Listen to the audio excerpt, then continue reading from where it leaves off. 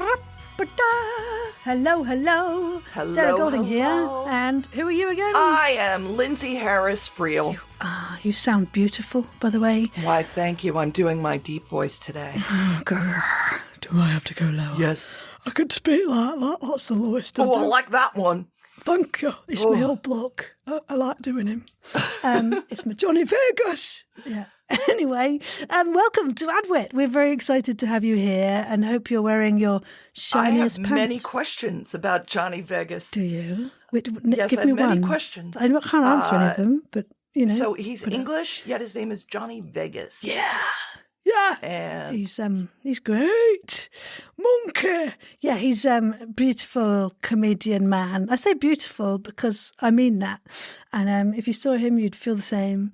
Heard him, Yes. saw him in action. He's a very funny, fun man. is he on Oz 9? No. He should be. Oh, mate, we'd love it. Come on, Oz 9.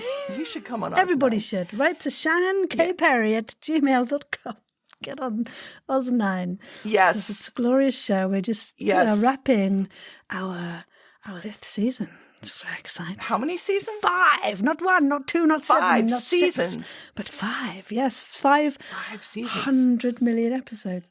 Yeah, Shannon Oh is my just gosh. super amazing. This episode is coming up to episode 100, which Shannon pretty much pantses her writing with an element of plot, which brings us neatly to the point of today's beautiful episode, because we're talking about writing, aren't we, for audio drama, audio fiction, and we want to do a little deep dive focus. Yes, this is the audio drama writer's toolkit, where we give you the tools to make the audio drama or fiction podcast, whichever you care to call it, of your dreams. Truly, and then some. Yeah, and today we're looking at, do you outline, do you to the nth degree write things, or do you just go, okay, I'm going to write something today from this pack of cards based on the two of clubs, and see where that takes you.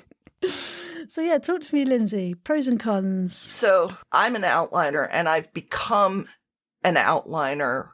I wasn't always. And when I was a pantser, I never finished anything. But I really think that the benefits of outlining are you can see the whole episode or the whole series or the whole play or story or whatever and how its parts relate to each other. It's easier to show patterns of setup and payoff. It's easier to set up a plot twist that seems to come out of nowhere. You can sort of dribble your little breadcrumbs throughout. Oh, well, I'm going to have to do this later on, so I better put something up here. Yeah, I'm doing little mimes to each of the things you're saying. So breadcrumbs is like flicking things to the floor. Yeah, keep going. Give me more fuel. More importantly, your energy is conserved and used in a more efficient way. You can grab a scene and work on it when you have time, as opposed to trying to constantly drum up energy and enthusiasm for a whole episode or a whole series. Like a lot of people who make audio dramas, say you have a full-time job or several part-time jobs, or you have family, people that you take care of, so on and so forth.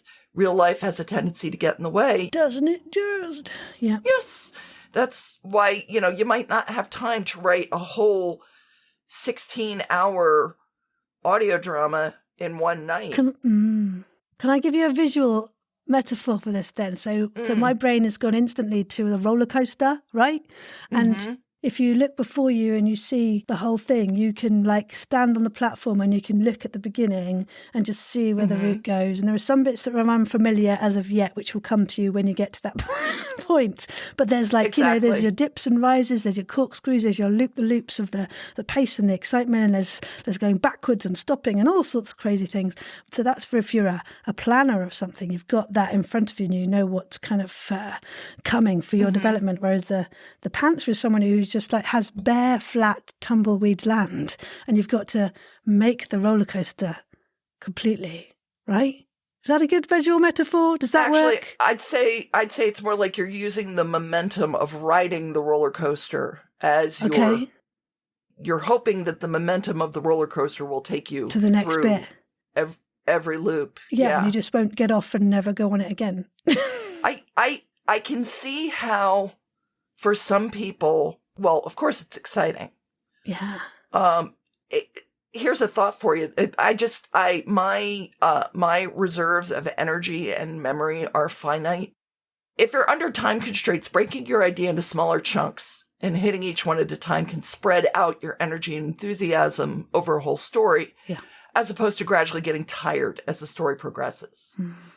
But if you're anxious to get into the banter and the kissing and the stuff that makes, the stuff that's sort of window dressing, it's like decorating your house before it has foundations or plumbing. I don't know. But Sarah, you, on the other hand, really advocate for the pants method. Well, I don't know. I think I've done a mixture of both, but up to now as well, I have had that fog of like, give me ideas, being of Sarah, whoever you might be. And I have like various things I wanted to hit and kind of a very, very loose structure as to where I wanted to go with, say, for example, anyone for coffee, right? Right. And essentially, the basic structure was I wanted to include these things in the episode, have this dynamic happen between these characters, and otherwise I'm just going to let those characters speak to me and see what happens when I do that. Even there wasn't kind of, you can probably tell, there wasn't an ending specifically for each episode. It was just like a vibe, a groove, key elements to these people's individual stories. And one person at a time was in focus, but there was also lots going on with the dynamics of the other characters too. And so I wrote the whole thing and then went back to each one and then sort of put more structure in place after having flown by the absolute seat of my pants. And I think I wrote that in 2 weeks, that short season. So yeah, it feels really exciting. You picked up on that when you're in it because you know, you don't notice anything else. You're just in that moment. And I don't know if you work visually when you're writing or not, but I'm also sort of playing mini videos in my head of these people, because in the instance I'm talking about with Anyone for Coffee, I knew what these characters looked like because they were friends of mine, and they aesthetically were those people in my head. But yeah, I think the whole development of the pace of something and the moments of danger and excitement or worry or concern or fun, I kind of went in and re-edited and played with that after I'd written the whole thing. Okay, just to give you an idea, I used to do the same thing. What I found is that my memory's not that great. If I had somebody, pick up a key in scene 2, in, scene 8, I might be like, where's the key? Okay. There would be things in my head that weren't on the page. Yeah. So the play wouldn't make sense to people. Okay. People would be sitting here going, we don't know what's going on, and this simply isn't interesting. Right. Everybody should do the writing method that works best for them. But sure.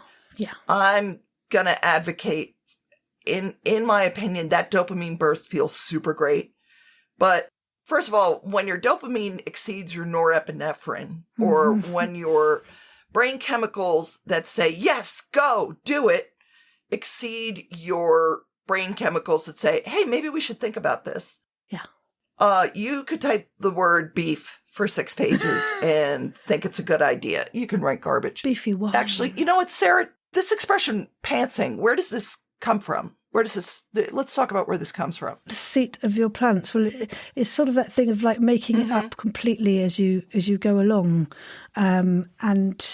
Until the development of the slip skid indicator towards the end of World War I, pilots had no instrument to help them turn efficiently. So with the aircraft banked but neither slipping towards the lower or inside wing nor skidding with the tail hanging out towards the outside of the turn, if the aircraft did slip, then their bottoms, would be sliding downhill in their seats. And if they skidded, a slight G-force pushed them uphill. So it's basically being flown by the seat of your pants, right? Because that's the bit that's going through the air and making it up as you go along. So allegedly, that's where it came from, chaps. Pip, pip, all that. And of course, we all remember that great episode of Blackadder when they talk about how when you're a pilot, you only have to fly, what is it? They call them something like the 20-minuters because they're only in the air for 20 minutes. Bless them. Before they get killed. Amen. Yes. Something like that. Yes. Yeah, it was very sad. but they were flying by the seat of their pants. You're using sort of like a center of your body intuition to tell you what to write next. Yes. So what I want to propose is... Proposing to me. I want to propose, yes, Lindsay, yes. The Skort Method is, it's not pants. The Skort Method, it's not pants, but it uses the burst of enthusiasm as well as the structure of an outline, and it has pockets. Oh, I love a pocket, don't you, Lindsay? I do love a good pocket. What I think people should do is use that overall burst of enthusiasm to write the overall story, episode, series, whatever, as if you were telling the story to a friend. Ooh, that's pantsing. If you need exactly, them, right? Yeah, okay. Pantsing in the broadest possible sense of the word, fancy like pants. Guy walks into girl. A guy walks into a girl and the girl punches him in the face. That's how I met my husband. He takes. No, it's not really. Actually, here we go. Another give me away reference. The first episode of the season 2, current season of Give Me Away, has different podcast luminaries, let's say, indeed, describing what they remember of the first season of Give Me Away in very broad strokes. Yeah. So if you need season 1 of Give Me Away summarized for you, that would be the episode to listen to. But in the meantime, my point is just write a big summary of this story that you want to write. Don't go into detail. Save banter and kissing for later. Wallpaper and drapes and furniture can come later. Just do the big, broad... To match the curtains. Yeah. Just do the big, broad bits of the story. Yeah. And then don't research, because then... That slows the process down, doesn't it? Just get it out. Get it out. Get it. Exactly. Like if you're sitting here saying space pirates...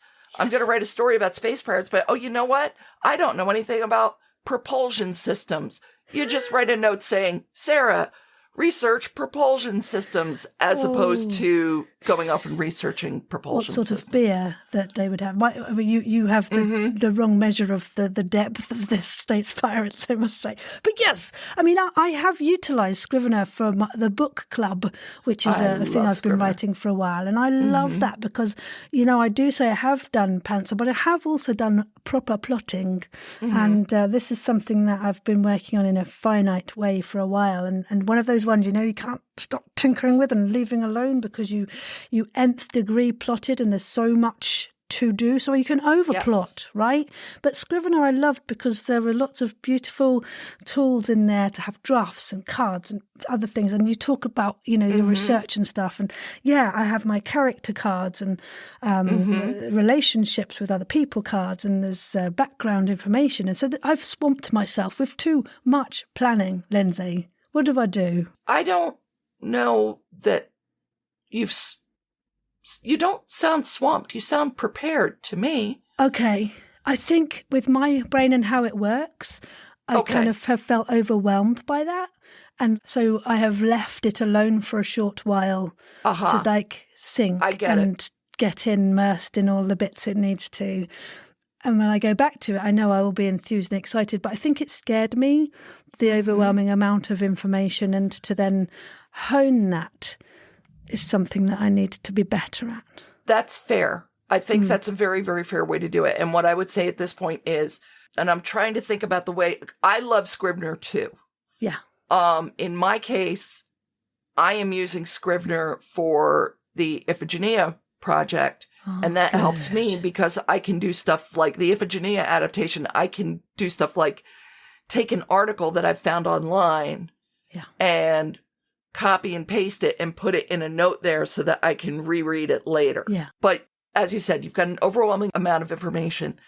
This is when you grab one scene and work on only that one scene. Now, with Scrivener, I think the way the user interface works is that you sort of have a notebook. So you're sort of, there's that thing down the left-hand side of the screen that has all of your options. I would find a way to hide that.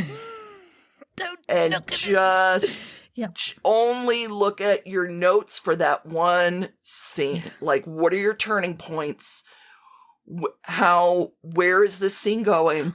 Scrivener has cards for each scene in an act. Think of them like recipe cards. Each card has the ingredients and actions of the scene. It doesn't have the flavors, but it has the ingredients and actions of the scene. So at the beginning of the card, at the beginning of that scene, start with the characters' motivations and obstacles. Write that down. Then write where the character ends up at the end. And then in between those two statements, write what the character does with the obstacles and how that changes things for them to get to the end state. So for example, if a cat wants to eat tuna, but the obstacle is that the tuna is in a can and the cat can't open the can because they don't have thumbs, they can't operate a can opener. That's what the cat wants and how the cat has to deal. That's the obstacle that the cat has to deal with in order to get the tuna. And at the end of the scene, the cat is purring and napping and happy because they're full of delicious tuna goodness. Then on that same card, in between those two statements, write what actions the cat takes to subvert the obstacle of the tuna is in a can and the cat doesn't have thumbs and can't open the can. Once you've written those down, move on to the next recipe card or scene card, whatever you want to call it. Then, when you're working on that scene, you can add all the flavors you want. You can add an extra sprinkle of pathos or whatever. And only work on that one scene. Yeah. And then work on the next one. And then work on the next one. Don't buff, don't polish, but when you're getting... Hey, wait a minute. Are we getting into like our next episode now? I think maybe we are. We must talk about those for another time. Let's save talking about our different writing tools and software for another time. Yeah. But yeah. It's good. Groovy. What this really all boils down to was I was hanging out with a friend of mine one summer day. We were about 20, 22 maybe. Prime of life. And we were just hanging out at my mom's house.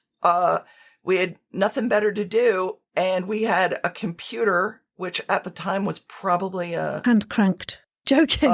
It was a piece. Yes, we had to get the pedals out and pedal to get it to work. And she said, well, have you written an outline? I wrote an outline. Mm-hmm. So she and I just sat there and wrote an outline. And then I said, God, no, I can't stop thinking about it. She said, well, then let's just grab a scene and work on it. Cool. Like you just think about it as like grab a scene. Yeah. And then pants your way through that scene if you want. Right. If you feel like it, and then go back and, come back and revisit it. Cool. It's like we talked about in the last episode with Rajiv Joseph and the Bengal tiger at the Baghdad Zoo. Right. He let it sit in a drawer, but the drawer wasn't a coffin. I think you used the word marinade previously, and I love that. Let it soak in the flavors, things you want to put in. Exactly. Yeah, but just grab one scene. Mm. So you won't feel as overwhelmed, and then put it down, and then let that buoy you up, let that lift you up and take you to the next scene. Yes. But don't overwhelm yourself. Don't say, well, now I've got to write the whole first act. Yeah. No, you don't. Yeah, cool. Do it one scene at a time. But that's for another episode. Yeah. I mean, and so breaking that draft down into episodes itself also gives you that overview, doesn't it? And doesn't feel too overwhelming, right? Do you want to talk a little bit more about what you could do to chunk it to manageable things? Yeah. With Yarn Saxa, I thought, oh, well, it's a 120-page script. I can break this down into 10, 12-page episodes. Easy peasy, lemon squeezy. But you don't, it ain't that easy. Isn't it? I ended each episode using the next sequence's opening and stopped when it became like a character had to make a choice. Ooh. Then it's sort of like not at a literal question, but just sort of like where, two roads diverge, so to speak. You have to either go this way or that way. And then the second episode, when we edited, we decided to have episode 2 started with the last couple of minutes of episode 1. Episode 3 started with the last couple of minutes of episode 2. Yeah. So you sort of had a little fill-in to bring you up to speed. Warm your audience up to remembering, oh yeah, I remember that bit. And yearning to know what happens next, right? Exactly. I should talk to Sean Williams, who wrote Almalam for Gideon Media, and ask him how... Almalam. Yeah. I should ask him how he made the choices that he made about where sort of the dividing line of episodes was for that story. Because that's an epic story, that is an right? epic. And the other thing is, I really feel like that has to be a piece where, okay, obviously Almalam, which is about the last days of Jesus Christ, everybody knows how the story ends. But there is a biblical reason for the Almalam character to be non-binary from the very beginning of the story, but you don't find out why until the very end. And that's all I'm going to say about that, because it's so beautiful and I really don't want to spoil it for you. Yeah, it's a lovely, lovely podcast and you should listen to it. On a side note, cliffhangers, which it deserve their own episode. Don't they just? Yes. Yeah, but for the moment, I'm going to say, watch Muppets Mayhem for a masterclass in the cliffhanger. No. It is every single episode has the most straightforward possible example of a cliffhanger. Yes. If you're familiar with TV sitcom writing at all, you know that there's that little cold open at the beginning and there's that little button on the end. Yeah. And what they would do is, after the button on the end, they would sort of have a mini cold opening of the next episode so that you get a sense of, so that you get this great cliffhanger. Yes. And, so 1010 would recommend Muppets Mayhem, which was not renewed for another season because Disney doesn't know what to do with the Muppets. So. Boo to that decision. Yeah. Someone wake up and shake it up. I mean, well, that's all good and well. All well and good. All of those words in the right sentence form and structure. Some cliffhangers I like, in the olden days of your old 50s darn tootin' kind of what is it called, the golden age of radio, and you'd have like a cliffhanger before an advert for cigarettes, right? So you don't have to just put your cliffhanger at the end. You can play with your cliffhanger right at the beginning. I think the Goon Show had them at the very, very first episode, very first part of a piece, and then you got to kind of like see some kind of music or advert or something, and then there was the reveal. So yeah. Oh my God, Lindsay, I've dropped my water all over my microphone. Hi, everybody. This is Lindsay. As I edit this episode, I realized that the point of this discussion was staring at me right in the face, but Sarah and I were having so much fun that we didn't get to the point. Each episode has acts, and you have your act breaks where you might insert a commercial, a musical interlude, or a transition to the next scene. Of course, you want your audience to stick with your story through that break. Right before that transition, your characters are under some kind of pressure and they have a choice. Each option in that choice has a consequence. So when you want your audience to stick with you through the transition or musical interlude or advertisement or whatever, put your characters in a position where they have to make a choice and the audience won't find out what the result of that choice is until after the break. So as you're plotting your story, when you move from one scene to the next or one act to the next, putting your characters in a position where they have to make a choice and the audience won't learn the result of that choice until after the break is an effective cliffhanger strategy. Thank you. Oh no, it's okay. It completely missed the microphone. It's just gone all over me. Phew. One of the things I also want to say is every now and then in my travels across the internet, I will meet a podcaster who writes one episode, produces it, they write the episode, they cast it, they record it, edit, produce, put it out there, promote it, and then start the next episode. What? Please, this just makes me want to cry. Same. Please, for the love of God, finish writing one draft of your entire season or series or whatever you're doing before you start production. because it's all hard work. It's hugely hard, and you're going to break yourself. Don't break you. We love you. Don't hurt yourself. The excitement is there. Of course you want to share it. But, the bit beyond production takes a hell of a lot out of you, and is social media and everything beyond that, hype-wise, is unforgiving and quiet. Yeah. And it can be very demoralizing, and you've got all this beautiful energy, and then you do that one week and you perhaps haven't garnered enough traction that you wanted, and you're then getting the next episode out and maybe nobody really was responding in a way you kind of thought, and then you get more despondent and more upset, and then by the time the third one comes out you're like, well, I don't want to put it out then because nobody's talking to me. No, you're absolutely right. Build the hype before. Use the writing part of your brain, then use the producing part. There's a reason that we all only have one head, because we really should only wear one hat at a time. Wow, I want to wear all that. Yeah, it's true. I know. It really is true. And I do have this discussion with a lot of people, and if you can outsource specific things that aren't your wheelhouse, and you're able to, it will really help you. If you can't, because of various means, and also megalomania, because let's face it, we all got that sometimes. Yeah. But I'd say keep your megalomania in the writing process, and then you might say, okay, now I'm gonna go produce it, or now I'm gonna have somebody help me produce it, or I'm gonna learn how, or whatever. When I was growing up, TV was one of those things where new episodes were written and produced weekly. So if Archie Bunker did something that was like reprehensible in week 7 of All in the Family. Naughty Archie Bunker. Yeah, the writers could, they could make him seem less horrible in week 8 or 9. Rectify the situation. Exactly. So showing true pictures and troughs of character development and so on. Yeah. As they went in response to a time where people did feedback. But how? Well, they'd write nasty letters to TV Guide. So, or their local newspaper. Archie Bunker. Very disappointed in this. Yeah.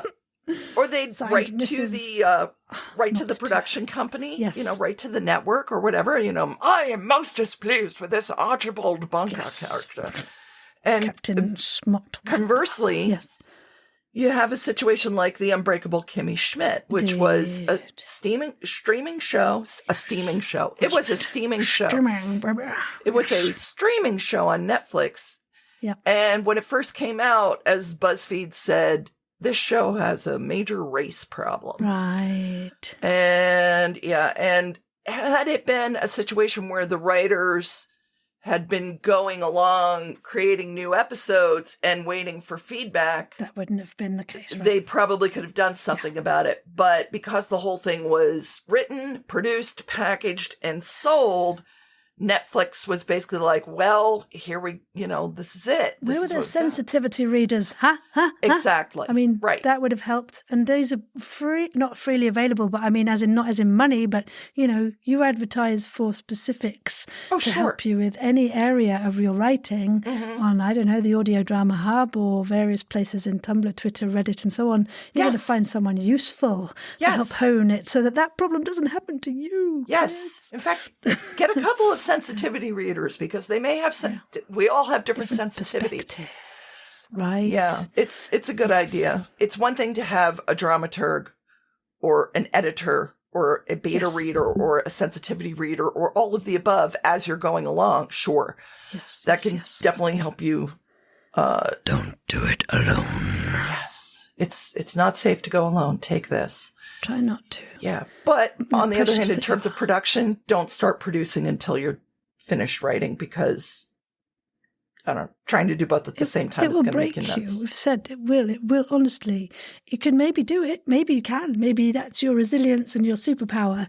But, I think some perspective and distance and properly treating yourself with some self-care is doing the batch writing process. Right? Exactly.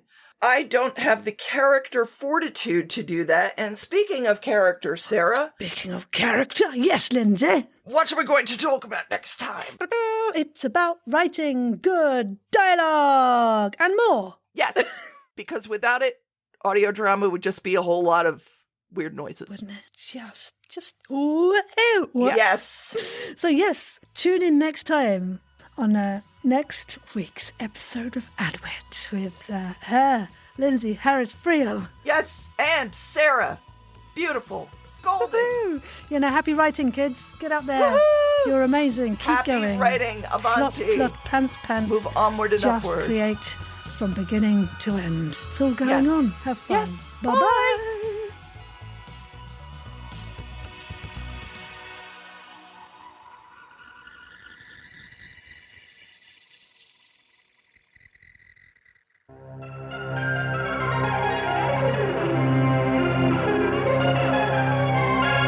$66.30 Productions.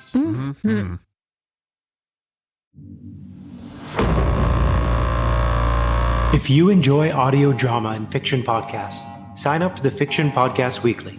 It's an email newsletter with the latest news, events, creative opportunities, job listings, behind-the-scenes production resources, podcast milestones, debuts, and finales. Plus, it's free. Sign up now at thepodcasthost.com/fictionpodcastweekly.